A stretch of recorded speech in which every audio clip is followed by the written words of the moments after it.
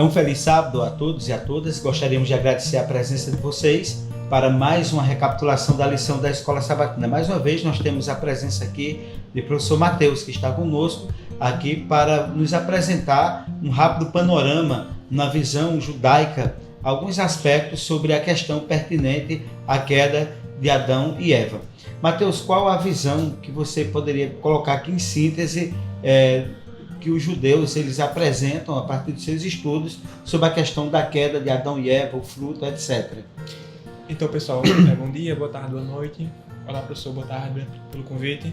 Pessoal, primeiro, na fé judaica não existe Satanás como anjo do mal, que brigou com Deus, que se revoltou contra Deus, porque isso ia contra a fé judaica, que diz o quê? Que Deus é um só, Deus cria tudo.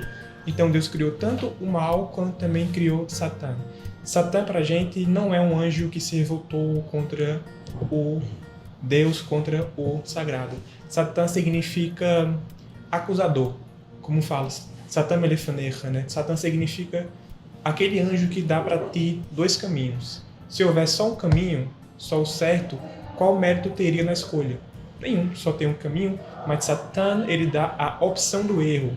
Para quê? Não para que você peque, nem para que você escolha o errado, mas para que você, Matusalém, Jader, Anderson, possa escolher o certo, mesmo tendo o erro. Então, Satã para a gente não é nem mal, nem mora no inferno, nem nada disso. Satã ele é uma ferramenta na mão de Deus para que o homem tenha a escolha, né? Possa escolher entre o bem e o mal. Nesse aspecto, como seria a questão pertinente? Adão, Eva, o fruto e a queda. Então, como começa o Gênesis, né? Começa com Deus criando o mundo, criando também o jardim do Gan Eden, né? Ele fala, né? Façamos o homem conforme a nossa imagem e semelhança, né? Por que façamos e não faço eu, né? Se Deus está falando com quem? Com os anjos, com quem mais?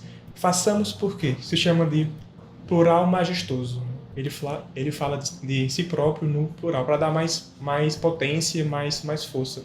Essa é uma visão. Outra visão é que ele está falando com os anjos, né? Façamos o homem como nossa imagem. E como que entra Satã e entra a queda na história de Adão e Eva, né? Segundo o Talmud, Midrash, tradução oral, fala assim, né? Quando Adão e Eva foram julgados, foram condenados, né, por Deus a ser expulsos do Éden, Deus fala assim, não se preocupem, porque assim como vocês, todos os seus filhos também vão estar bem no julgamento. Aí vem a pergunta óbvia, como assim deu bem no julgamento? E como assim todos também vão ser julgados por bem? Não é julgamento. Tem gente que é julgado por bem e por mal. Mas quando Deus bota para fora Adão e Eva, Deus não condena, Deus corrige eles. Deus dá para eles a chance de serem melhores.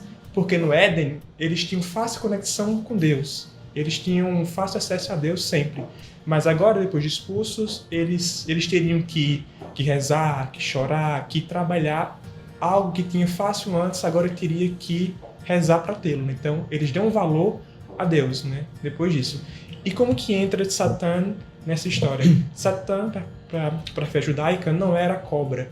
A cobra, ela vem de uma palavra hebraica muito próximo à dúvida. Então, para a gente, né, judeus e tal, a cobra no Éden não foi Satã, não foi o anjo maligno, mas foi apenas a consciência de Eva. Por que eu devo fazer isso e não aquilo? Então, para a gente, Satã, ele é apenas uma ferramenta, é apenas uma escolha. Satã dá para ti o erro, né? E você vai escolher ou não. Ok, obrigado, Mateus, aí por participar. E agora a gente, com base no que ele colocou, a gente vai verificar, fazer um contraponto para que haja um entendimento sobre as questões pertinentes à queda, que é exatamente o título da lição desta semana a ser recapitulado neste momento. Mais uma vez, feliz sábado. Nós tivemos aí uma visão judaica sobre a questão da queda, Adão, Eva, a queda, Satanás, e nós iremos apresentar uma visão cristã, uma visão bíblica sobre o nosso entendimento, sobre a compreensão sobre a questão da queda, porque a questão da queda interfere exatamente no cotidiano da vida do homem ao longo da história e naquilo que exatamente vem a nos atingir enquanto seres humanos em decorrência desse fato acontecido há algum tempo atrás. Primeiro, eu gostaria de convidar você a compartilhar o nosso canal, a ter a capacidade aí de nos ajudar e eu sei que tem muitos amigos que estão ajudando aí a divulgar, e acima de tudo, dê um like aí para que o nosso canal ele seja um canal cada vez mais forte, canal cada vez mais interativo e importante e fundamental para o crescimento espiritual de cada pessoa. Vamos fazer uma oração? Senhor Deus, Pai de amor, de bondade e de misericórdia, te agradecemos por nossa vida, por nossa existência, te pedimos que tu venha abençoar essas pessoas maravilhosas que estão nos acompanhando, que derrame teu Santo Espírito sobre a vida delas, e te peço, Senhor, que tu permitas que cada pessoa seja abençoada através do estudo da tua palavra. Em nome de Jesus, amém. O título da lição é exatamente a queda. Eu convido você a nós fazermos uma leitura nesse momento do texto áureo dessa lição que se encontra em Gênesis, capítulo 3, versículo 15. Vem comigo na leitura. Porém, inimizade entre você e a mulher, entre a sua descendência e o descendente dela. Este lhe ferirá a cabeça, e você lhe ferirá o calcanhar. Meus queridos amigos, minhas queridas amigas, em meio a tudo o que Deus deu aos nossos primeiros pais no Éden, veio também um aviso, e esse aviso é de fundamental importância, não só naquele contexto, mas no contexto da história do homem ao longo da sua vivência. O que é dito ali no capítulo 2, no versículo 16 e 17 de Gênesis? De toda árvore do jardim você pode comer livremente, mas da árvore do conhecimento do bem e do mal você não pode comer, porque no dia em que você dela comer, você certamente morrerá. Se nós verificarmos bem essa questão, esse aviso contra a questão de comer da árvore, do conhecimento do bem e do mal, mostra que embora Adão e Eva devessem conhecer o bem, eles não deveriam conhecer o mal. Isso é importante. E daí surge uma pergunta. Certamente podemos entender o porquê, não é mesmo?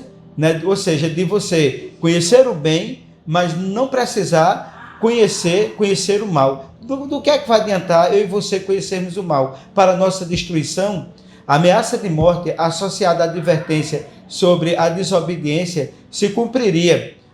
E o que é que haveria de se cumprir? Eles morreriam se dela comessem. Então, portanto, além de serem proibidos de comer do fruto da árvore, também eles foram expulsos do jardim.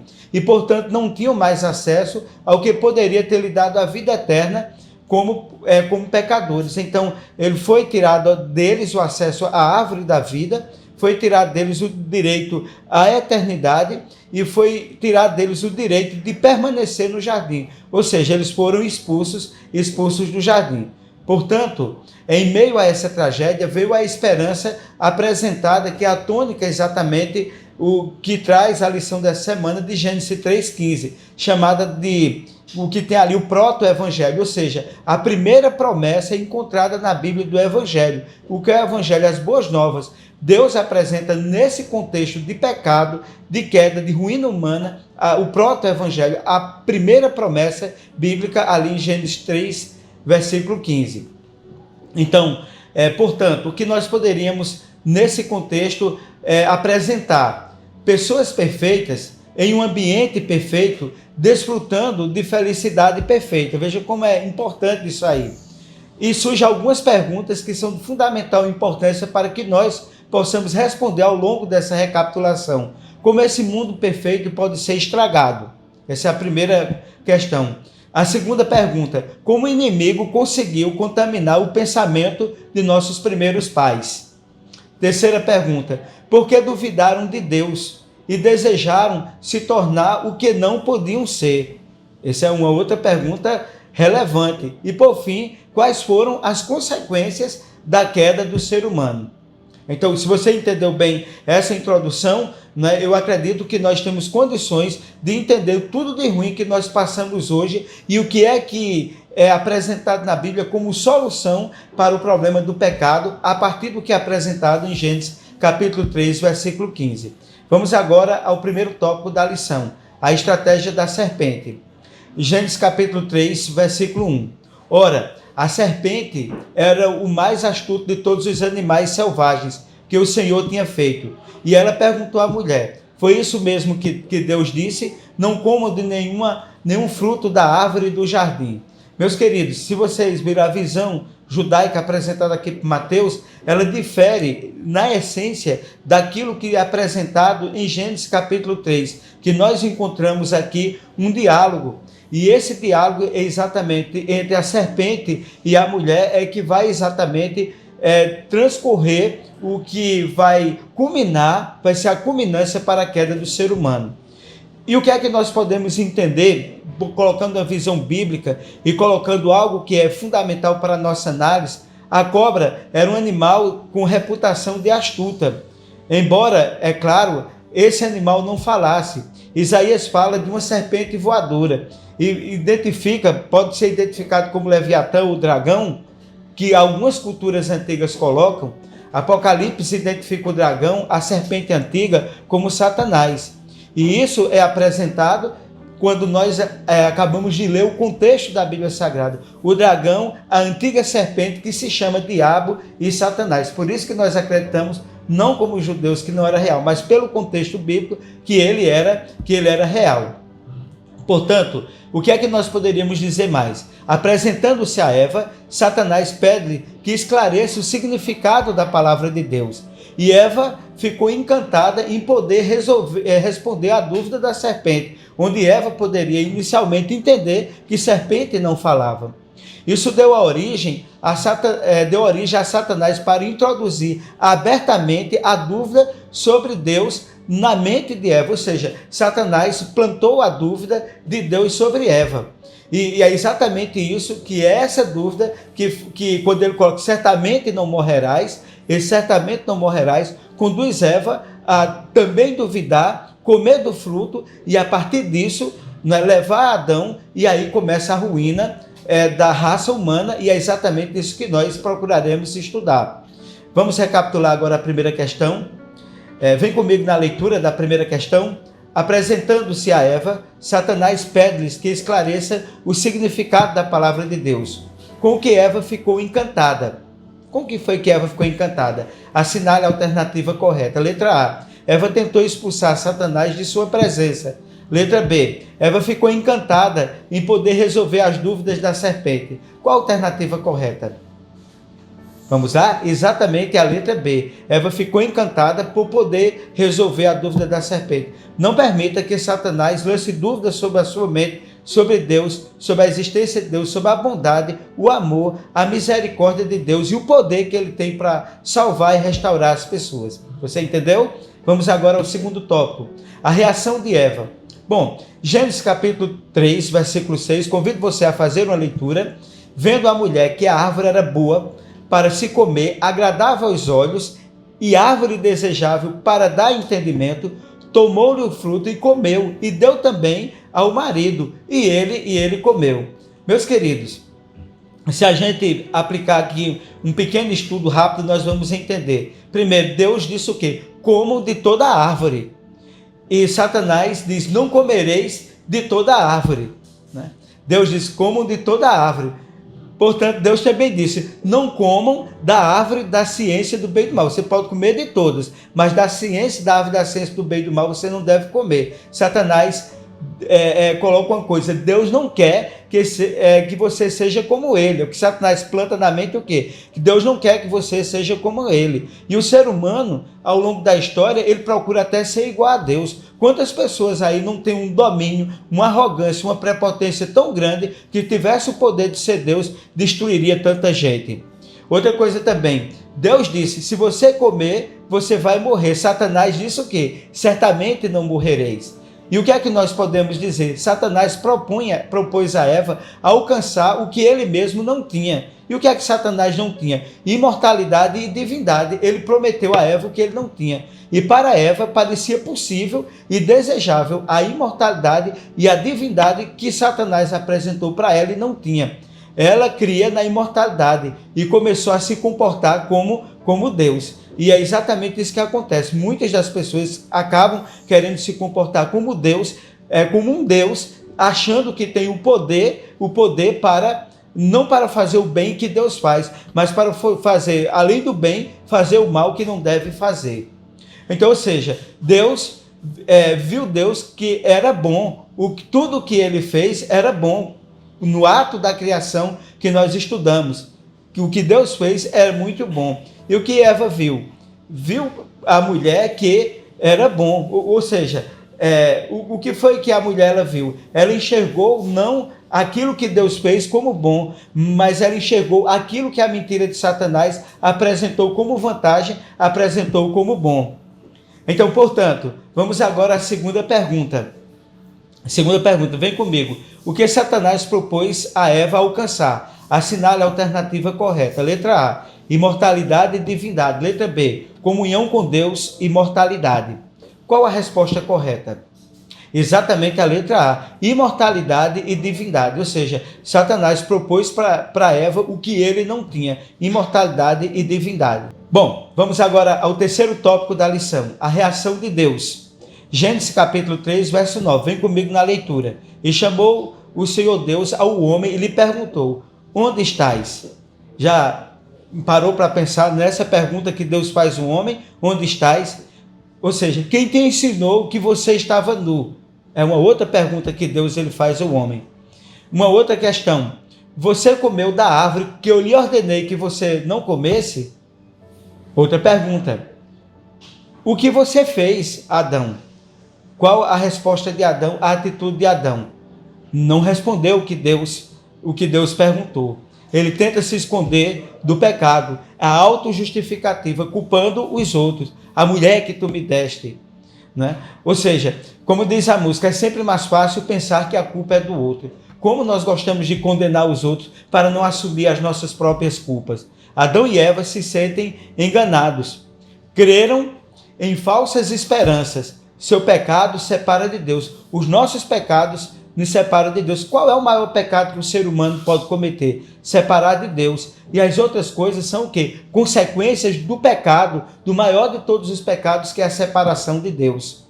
Como em um juízo, Deus busca a verdade através dessas perguntas que nós colocamos. Qual delas ele já sabia da resposta? Deus já sabia de todas as respostas.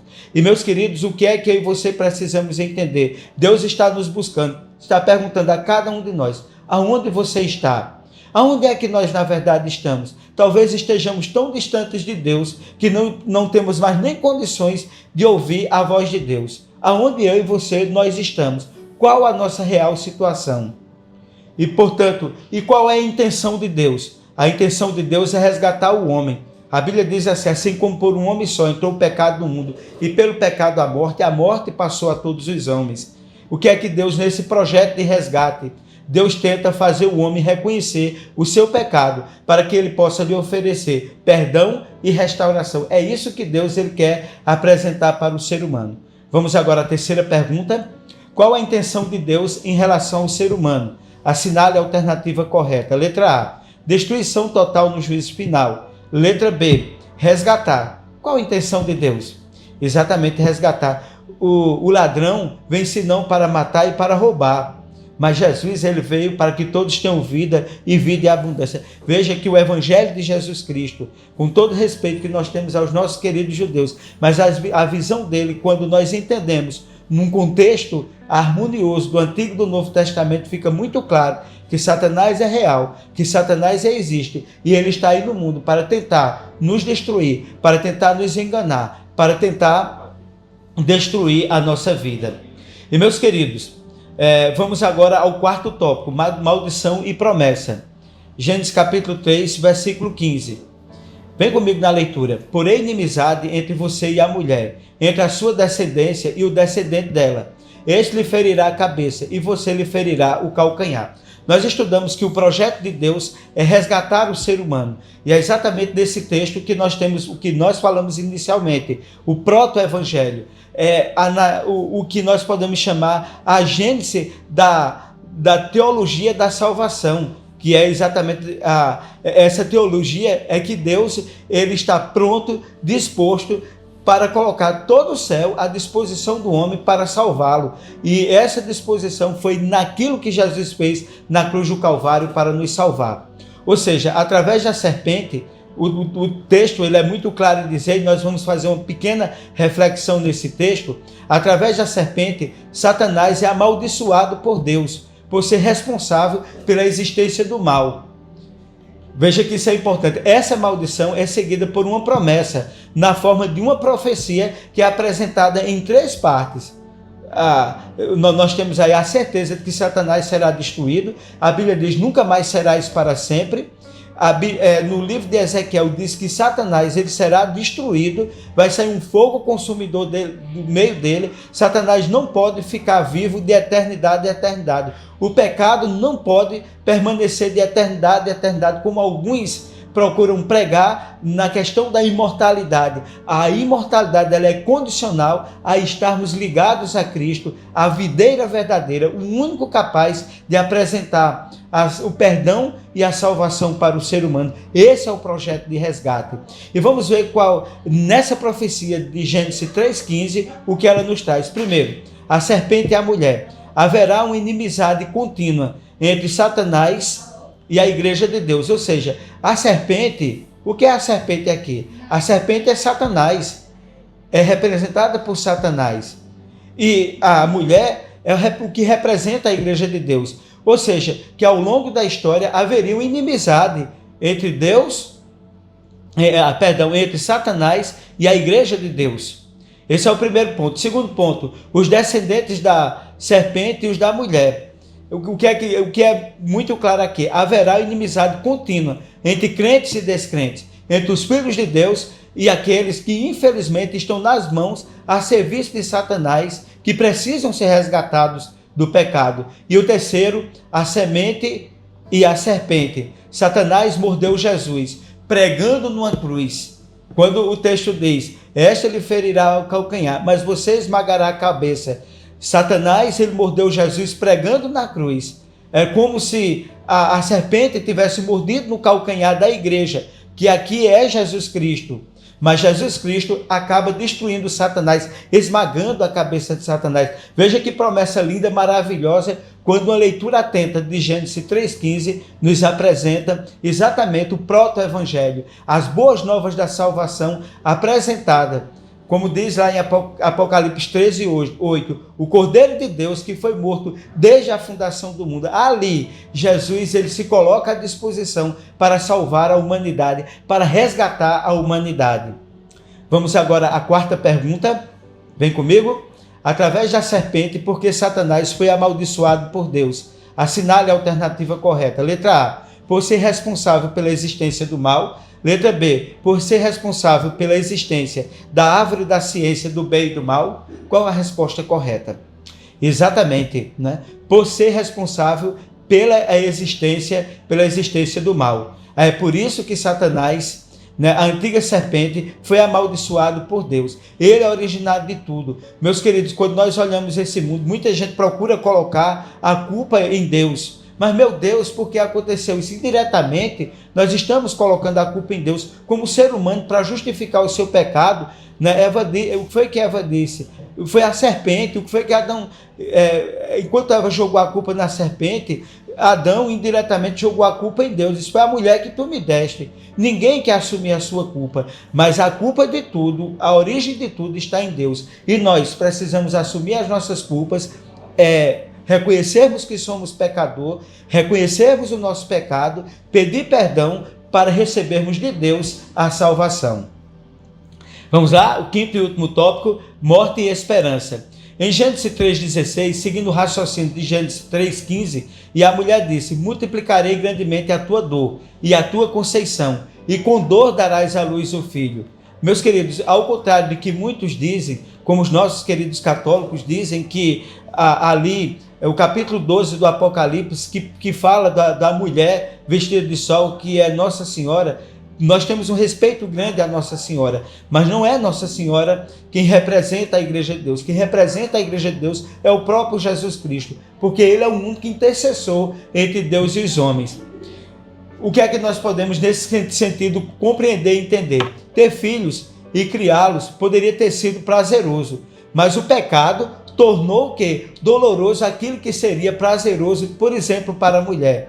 A semente prometida viria apenas com trabalho e sofrimento. É assim que aconteceria, não é? Com o ser humano, né? A conceição da mulher, ou seja, o parto da mulher, no geral, é com muita dor. nos gerar com muito sacrifício. A vida do homem se tornou mais difícil. A sua sobrevivência se tornou mais difícil. E com tudo isso vem a doença, vem a morte e tantas coisas ruins acompanham tudo isso. Como cabeça do matrimônio, Adão foi responsabilizado pelas consequências do pecado. A terra foi amaldiçoada por causa dele. E ele foi anunciado que retornaria à terra, de onde ele havia sido tornado. Olha que coisa triste, o homem que foi idealizado por Deus para viver eternamente, o homem agora sai da condição de imortalidade para a condição de mortalidade. E o homem voltaria, porque és pó e ao pó tornarás. Que coisa triste. Não há uma cena mais triste nesse mundo do que o indivíduo no qual nós convivemos, no qual nós amamos. Tivemos a experiência e muitas vezes estamos conversando num dia e no outro dia nós temos que nos despedir dessa pessoa através de quê? De um sepultamento. Né? Isso, a Bíblia diz que é o último inimigo a ser vencido. Né? E a Bíblia diz que a morte vai deixar de existir. Quem crê em Jesus Cristo, ainda que esteja morto, viverá. Veja que a promessa é para o futuro, a promessa não é para hoje. E a Bíblia diz que esse corpo mortal se revestirá de imortalidade. E esse corpo corruptível se revestirá de incorruptibilidade. Meus queridos, se nós fôssemos mortais, como diz Paulo no capítulo 15 do livro de 1 Coríntios, ele diz muito bem que nós nos seremos revestidos de imortalidade por ocasião do segundo advento de Jesus. E foi na morte dele que nós recebemos esse privilégio. Na sua morte e na sua ressurreição. Então, diante desse contexto que nós analisamos, eu gostaria de fazer uma pergunta. Qual deve ser o nosso reconhecimento diante da bondade, do amor de Deus, no fato de Jesus Cristo vir a esse mundo, morrer na cruz do Calvário para nos libertar da escravidão do pecado, da mortalidade? Qual deve ser o nosso reconhecimento? Dizer a Deus, obrigado, Senhor, que através do teu sacrifício, oferecido por Jesus Cristo, nós temos o direito à vida eterna e não à morte eterna. Devemos ser gratos e dizer, Senhor, meu Deus, né, toma conta da minha vida. Não que eu seja um instrumento nas mãos de Satanás, não que eu seja induzido por Satanás para pecar. E o meu conselho é o conselho que a Bíblia diz, entrega teu caminho ao Senhor, confia nele e o mais ele fará. E a Bíblia diz lá em João capítulo 10, versículo 10, o ladrão vem senão para matar e para roubar. Eu vim para que todos tenham vida e vida em abundância. A imortalidade nós iremos adquirir quando Jesus Cristo voltar a esse mundo. O apóstolo Paulo, ele foi claro nessa questão, que o nosso corpo será revestido da imortalidade por ocasião da volta de Jesus. Na vida, na morte e na ressurreição de Jesus, nós podemos ter a certeza de que nós encontraremos vida e vida em abundância. Vem comigo agora na última pergunta. Vamos lá, a quinta pergunta. Como cabeça do matrimônio, porque Adão foi responsabilizado pelas consequências do seu pecado? Assinale a alternativa correta. Letra A. A terra foi amaldiçoada por causa dele. E ele foi anunciado, a ele foi anunciado que seria imortal. Veja, letra B. A terra foi amaldiçoada por causa dele. E ele foi anunciado que retornaria à terra de onde ele foi tomado. Qual a alternativa correta? Vamos lá? Exatamente a letra B. Né? A terra foi amaldiçoada por causa dele. E um anúncio muito triste para Adão. Ele voltaria de onde ele veio. Isso nunca deveria ter acontecido. Nós estamos concluindo essa lição sobre a queda no ser humano. O ser humano caiu e nós temos sofrido as consequências de tudo isso. Mas o Senhor promete que um dia nós voltaremos para a nossa casa, de onde nós nunca deveríamos ter saído. Adão e Eva foram expulsos do paraíso. Eles não podiam mais entrar. A Bíblia diz que tinha anjos cuidando do portão do Jardim do Éden para que eles não entrassem. Eles olhavam, eu fico imaginando, certamente eles choraram muito, mostraram aos seus filhos, contaram tudo o que tinha acontecido, a história da queda, a história da salvação. Essa história vem passando de descendência a descendência, de geração em geração. E nós precisamos analisar esse contexto para que assim nós estejamos prontos. O homem caiu, mas o cair é do homem, mas o levantar é de Deus. Só repetindo, entrega teu caminho ao Senhor, confia nele e o mais ele fará. Convido você nesse momento a fazermos uma oração para nós encerrarmos a recapitulação dessa lição. Senhor Deus, Pai de amor, de bondade e misericórdia, nós te agradecemos pelo estudo, te agradecemos pelos momentos que passamos aqui com essas pessoas maravilhosas, estudando sobre a queda. Mas estudar sobre a queda em si não tem sentido se não fosse o plano da salvação. E graças a ti, estudamos a queda, mas estudamos também o plano da salvação, o plano de resgate para tirar o ser humano desse mundo e levar ele de volta para casa. Abençoe-nos, Senhor, que possamos sentir isso em nossa vida. Nós te pedimos isso em nome de Jesus. Amém.